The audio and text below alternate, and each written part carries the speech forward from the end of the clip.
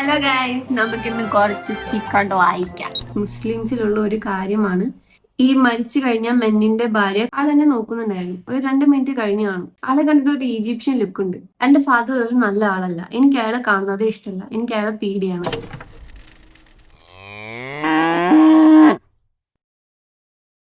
ആദ്യത്തെ secret. Hi ചേച്ചി, ഞാൻ ഒറ്റയ്ക്ക് ആണ് അപ്സ്റ്റേഴ്സിൽ കിടക്കുന്നത്. എന്റെ വല്യമ്മ ഞങ്ങളോട് പറഞ്ഞിരുന്നു അപ്പുറത്തെ ഗ്രൗണ്ടിൽ ആത്മാക്കളുടെ ശല്യമുണ്ടെന്ന്. പക്ഷെ ഞാൻ അത് സീരിയസ് ആക്കിയിട്ടില്ലായിരുന്നു. എന്റെ റൂമിൽ 2 വിൻഡോസിൽ കൂടി നോക്കി കഴിഞ്ഞാൽ ആ സ്ഥലമാണ് കാണാറുള്ളത്. ഏകദേശം 2017 എന്റെ വല്യപ്പ മരിച്ചത്. എന്റെ വല്യപ്പ മരിച്ച സെക്കൻഡ് ഡേ കഴിഞ്ഞപ്പോൾ എന്റെ തറവാട്ടിലെ മേലെ ബാൽക്കണിയിൽ ഒരു കുട്ടി എന്നെ നോക്കിയിരിക്കുന്നത് കണ്ടു. ഫസ്റ്റ് ഞാൻ വിചാരിച്ചു റിലേറ്റീവ്സ് ആരെങ്കിലും ആയിരിക്കുന്നു. പക്ഷെ പിന്നെയാണ് എനിക്ക് ഓർമ്മ വന്നത് ആ ബാൽക്കണിയുടെ കീ കാണാതായിട്ട് കുറച്ച് കാലമായിരുന്നു. അത് ഞാൻ ആരോടും പറഞ്ഞില്ല. പിന്നെ 2024 എന്റെ കസിനുമായി ഞങ്ങൾ എല്ലാവരും കൂടി റിയൽ ആയിട്ട് നടന്ന ഹൊറർ സ്റ്റോറീസിനെ കുറിച്ച് സംസാരിക്കുമ്പോൾ one of my cousin mention നമ്മുടെ ഗ്രാൻഡ് മരിച്ച സെക്കൻഡ് ഡേ കഴിഞ്ഞപ്പോൾ ഒരു കുട്ടി ബാൽക്കണിയിൽ ഉണ്ടായിരുന്നു. അതങ്ങനെ ആരോടും പറഞ്ഞിട്ടില്ല എന്ന്. എന്റെ വല്യമ്മ ആ കുട്ടിയെ കണ്ടിട്ടില്ല. മുസ്ലിംസിലുള്ള ഒരു കാര്യമാണ് ഈ മരിച്ചു കഴിഞ്ഞ മെന്നിന്റെ ഭാര്യ കുറച്ച് ദിവസം വെള്ള ഡ്രസ് ഇട്ട് വീടിന്റെ അകത്തിരിക്കണമെന്ന്. അതുകൊണ്ട് എന്റെ വല്യമ്മ അത് കണ്ടിട്ടില്ല. 2024 ലാസ്റ്റ് ഞാൻ എൻ്റെ ഫേവറേറ്റ് മൂവി ഓവർ നൈറ്റിൽ കാണുകയായിരുന്നു. അങ്ങനെ അത് കണ്ടു കഴിഞ്ഞ ശേഷം ആ 2 വിൻഡോസിലെ ഒരു വിൻഡോയിൽ കർട്ടൻ കുറച്ച് ഓപ്പൺ ആയിട്ടാണ് ഉള്ളത്. അപ്പൊ ഞാൻ വിചാരിച്ചു നാളെ കുറച്ചധികം നേരം ഉറങ്ങാം, സോ കർട്ടൻ ക്ലോസ് ചെയ്യാം, സൺലൈറ്റ് അടിച്ചിട്ട് ഉറങ്ങാൻ കഴിയാതെ വന്നാലോ എന്ന് വെച്ചിട്ട് ആ സമയം ഞാൻ അത് അടയ്ക്കാൻ പോയപ്പോൾ ആ വിൻഡോസിന്റെ പുറത്തേക്ക് നോക്കിയപ്പോൾ 2017 ഞങ്ങളുടെ വീട്ടിൽ കണ്ട അതേ കുഞ്ഞ് അവിടെയും. ഞാൻ ഒറ്റ ഓട്ടം എന്റെ ബ്രദറിന്റെ റൂമിലേക്ക്. എന്റെ പാരന്റ്സിന്റെ റൂം ലോക്ക് ആയിരുന്നു. ഞാൻ അവിടെ ഫ്ലോറിൽ കിടന്നു. ഞാൻ അത് ആലോചിച്ച് പേടിച്ചു. ഒരു നിമിഷം അത് എന്നെ കൊന്നാലോ എന്നൊക്കെ എനിക്ക് തോന്നി. അങ്ങനെ എങ്ങനെയോ ഉറങ്ങി. പിറ്റേ ദിവസം ഞാൻ എന്റെ ഉമ്മാനോട് ഈ കുട്ടിയെ പറ്റി ചോദിച്ചു. അതായത് 2017 കണ്ട കുട്ടി എന്താണെന്ന് അറിയോ എന്ന് ചോദിച്ചു.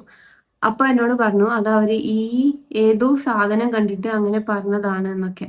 പക്ഷെ അത് വെറുതെ എന്നെ അങ്ങനെ ഒന്നും ഇല്ല എന്ന് മനസ്സിലാപ്പിക്കാൻ വേണ്ടി ആണെന്ന് എനിക്ക് മനസ്സിലായി. ആ ഒരു സംഭവത്തിന് ശേഷം ഞാൻ ഇതുവരെ അപ്സ്റ്റേഴ്സിൽ രാത്രി ഞാൻ ഒറ്റയ്ക്ക് പോയിട്ടില്ല. അങ്ങനെ 2025 എന്റെ തറവാട്ടിൽ നിന്ന് എന്തോ ഒരു ആവശ്യത്തിന് വേണ്ടി വല്യമ്മ എന്റെ വീട്ടിലേക്ക് വരുമ്പോൾ പെട്ടെന്ന് ഈളിയിട്ടു. എന്റെ തറവാട് വീണ്ടും തൊട്ടൊപ്പമാണ്. അപ്പോ ഈളിയിട്ടപ്പോ 2 വീട്ടുകാര് ഓടി വന്നു. എന്റെ വല്യമ്മന്റെ ബോധം പോയിരുന്നു. അങ്ങനെ ഹോസ്പിറ്റലിൽ പോയി തിരിച്ചു വന്നപ്പോ എന്റെ വല്യമ്മ ഞങ്ങളുടെ ഹോൾ ഫാമിലിയോട് ഒരു കാര്യം പറഞ്ഞു. എന്റെ വല്യമ്മക്ക് 4 മക്കളാണുള്ളത്. പക്ഷെ എന്റെ വല്യമ്മക്ക് ഇവരെക്കാളും മൂത്തതായി വേറൊരു സൺ ഉണ്ടായിരുന്നു എന്നും അവൻ 7 വയസ്സിൽ മരിച്ചുപോയി എന്നും. അത് കഴിഞ്ഞ് പിറ്റത്തെ ദിവസമാണ് ഇപ്പോ 4 മക്കളിത്തെ മൂത്ത കുട്ടി ഉണ്ടായിരുന്നതെന്നും പറഞ്ഞു. അങ്ങനെ നാട്ടുകാരും കുടുംബക്കാരും കൂടെ ഡിസൈഡ് ചെയ്തതാണ് കുട്ടികളോടൊന്നും പറയണ്ട, അവർക്ക് പേടിയായാലോ എന്നൊക്കെ വിചാരിച്ചു. ഇപ്പൊ ഞാൻ അന്ന് മരിച്ചുപോയ എന്റെ മകനെ കണ്ടു എന്ന് പറഞ്ഞു.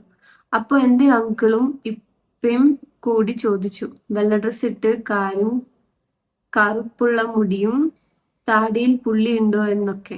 കാരണം 2017 കണ്ട കുട്ടി ഏകദേശം 7 വയസ്സുള്ള പോലെയാണ്. അപ്പോ എന്റെ വല്യമ്മ ആ എന്ന് പറഞ്ഞു. ഇതെല്ലാം കേട്ടപ്പോ എനിക്ക് തോന്നി എന്തായാലും അന്ന് ഞാൻ കണ്ട ആ കുട്ടി വൺ ഓഫ് മൈ അങ്കിൾ ആണ് എന്ന്. എനിക്കിത് ഉറപ്പില്ല. ഞാൻ അതിന്റെ പുള്ളി ഒന്നും നോക്കിയിട്ടില്ല. ഇതെന്റെ അങ്കിൾ തന്നെ ആയിരിക്കോ?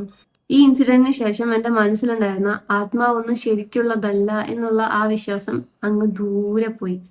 ചേച്ചി ഇതെപ്പോ വായിക്കൂ എന്നൊന്നും അറിയില്ല. But I M waiting. അടുത്ത സീക്രട്ട്. Hello miss Eva.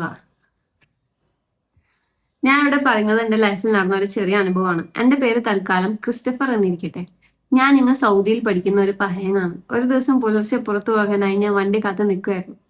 പുലർച്ചെ എന്ന് പറയുമ്പോൾ ഒരു 5:30-6 മണി സമയം. ഞാൻ ഹൈവേ സൈഡിലാണ് നിൽക്കുന്നത്. അപ്പോഴാണ് ഒരു പുള്ളി എന്റെ മുന്നിൽ കൂടെ എന്നെ കടന്ന് പിറകിലെ റോഡിലേക്ക് പോയത്. ആൾ എന്നെ നോക്കുന്നുണ്ടായിരുന്നു. ഒരു 2 മിനിറ്റ് കഴിഞ്ഞു കാണും. മുന്നേ പോയ പുള്ളി തിരിച്ചു വന്ന് എന്റെ സൈഡിലായി കാർ നിർത്തി. എന്നെ ആൾ അടുത്തോട്ട് വിളിച്ചു. എന്നിട്ട് എന്തോ ഒന്ന് അറബിയിൽ ചോദിച്ചു. എനിക്ക് അറബി അറിയില്ലല്ലോ, പിന്നെ ഞാൻ എന്ത് ചെയ്യാൻ? ഞാൻ അറബിക്ക് അറിയില്ല എന്ന് ഇംഗ്ലീഷിൽ പറഞ്ഞു. ആളെ കണ്ടിട്ട് ഒരു ഈജിപ്ഷ്യൻ ലുക്ക് ഉണ്ട്. പിന്നെ എന്നോട് പറഞ്ഞു, ബാ നീ വണ്ടി കയറി ഒരുമിച്ച് പോവാന്ന്. അത് ആളുടെ ആക്ഷൻ കണ്ടിട്ടാണ് മനസ്സിലായത്. ഞാൻ പറഞ്ഞു വേണ്ടെന്ന്. എന്നെ കൂട്ടാൻ ആള് വരുമെന്ന്. അപ്പോഴാണ് ആ നായിന്റെ മോൻ മൊബൈൽ ഓൺ ചെയ്ത് അവന്റെ പറയണ്ടല്ലോ ഞാൻ വീഡിയോ കാണിച്ചത്. 2 തെറി പറഞ്ഞ് അവന്റെ മോന്ത അടിച്ച് പൊളിക്കണമെന്നുണ്ടായിരുന്നു. പക്ഷെ അങ്ങനെ ചെയ്താൽ വല്ല പണിയും കിട്ടിയാലോ എന്നോർത്ത് ഞാൻ എന്റെ മൊബൈൽ എടുത്ത് വിളിക്കുന്ന പോലെ ആക്ഷൻ കാണിച്ചു. ആള് പിന്നെ കാർ എടുത്ത് ഒറ്റ പറത്തലായിരുന്നു.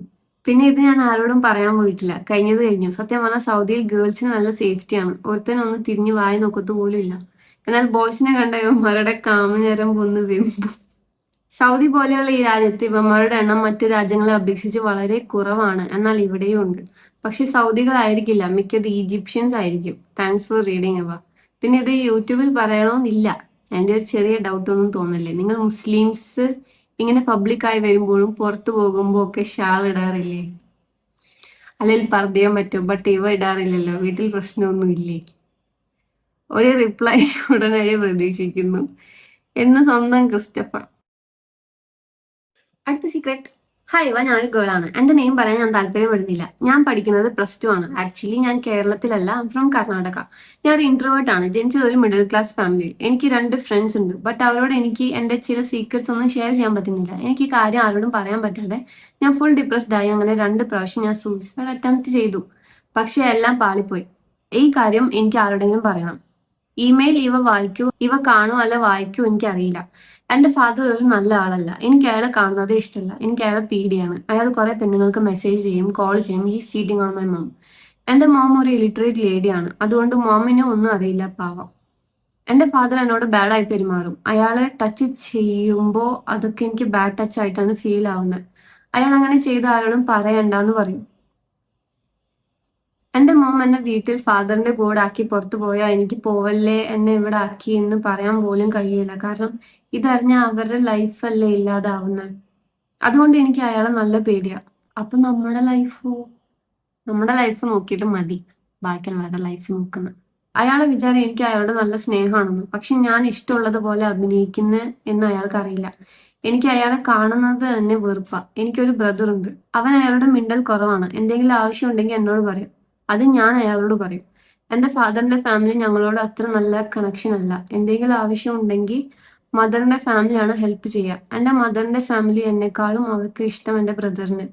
അവര് പിന്നീട് എന്റെ മദർ എന്നോട് എപ്പോഴും പറയും, നിന്നെ കൊണ്ട് ഒന്നിനും കഴിയില്ല, നിന്നെ കൊണ്ട് ഞങ്ങൾക്ക് ഉപകാരം ഒന്നും ഉണ്ടാവില്ല, ഉപദ്രവം മാത്രമേ ഉള്ളൂ എന്ന്.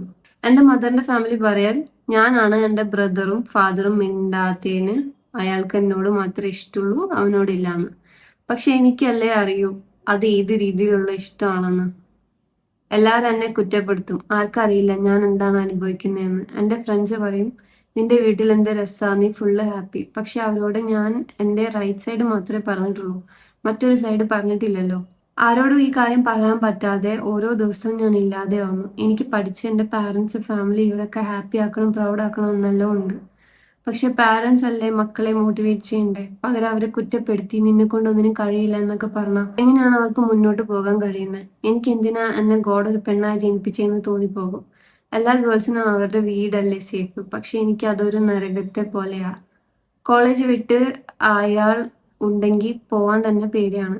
എന്റെ ഫ്രണ്ട്സ് ഒക്കെ എന്നെ ഒരു ടിഷ്യൂ പോലെ യൂസ് ചെയ്യുന്നു. ആർക്കും ഉപകാരമില്ലാത്ത യൂസ്ലെസ് പേപ്പറാണ് ഞാൻ. അങ്ങനെയെങ്കിലും ആർക്കെങ്കിലും ഉപകാരം ഉണ്ടാവട്ടെ. ഞാൻ എഡിറ്റ് ചെയ്തുകൊണ്ടിരിക്കുമ്പോഴാണ് ശ്രദ്ധിച്ചത്. ഞാൻ അതിനൊരു റിപ്ലൈയോ ഒന്നും പറഞ്ഞില്ല. I just stop the video. I don't know why, I don't remember.